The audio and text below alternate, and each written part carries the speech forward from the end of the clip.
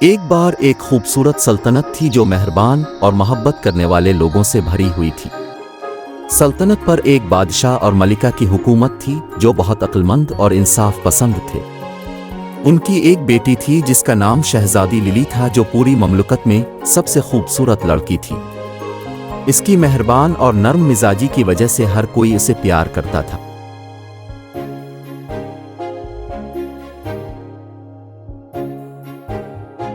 ایک دن ایک شریر جادوگر نے بادشاہی کا دورہ کیا اور ایک شریر جادو کیا جس نے شہزادی للی کو ایک چھوٹے مینڈک میں تبدیل کر دیا۔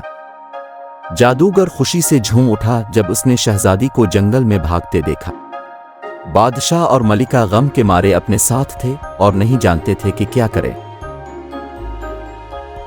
جنگل میں شہزادی للی نے فریڈی نامی ایک مہربان اور دوستانہ مینڈک سے ملاقات کی۔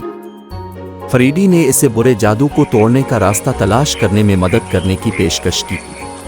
انہوں نے جنگل کا سفر کیا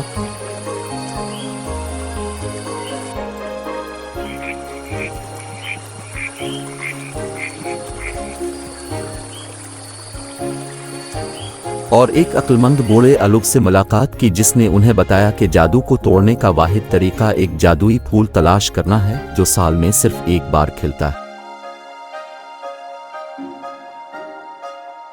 شہزادی للی اور فریڈی پھول تلاش کرنے کے لیے سفر پر نکلے۔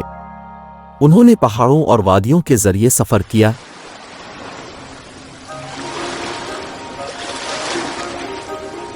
راستے میں ہر قسم کی مخلوقات کا سامنا کیا۔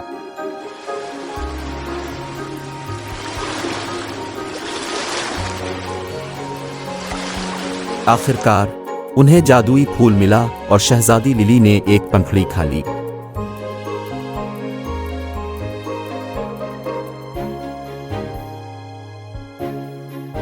جیسے ہی اس نے ایسا کیا، اس نے خود کو اپنی انسانی شکل میں واپس بڑھتا ہوا محسوس کیا۔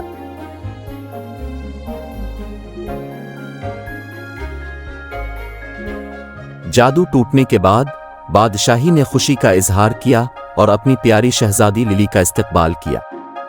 بادشاہ اور ملکہ نے فریڈی کی مدد کے لیے ان کا شکریہ ادا کیا اور اسے مملکت کا سرکاری محافظ بنا دیا۔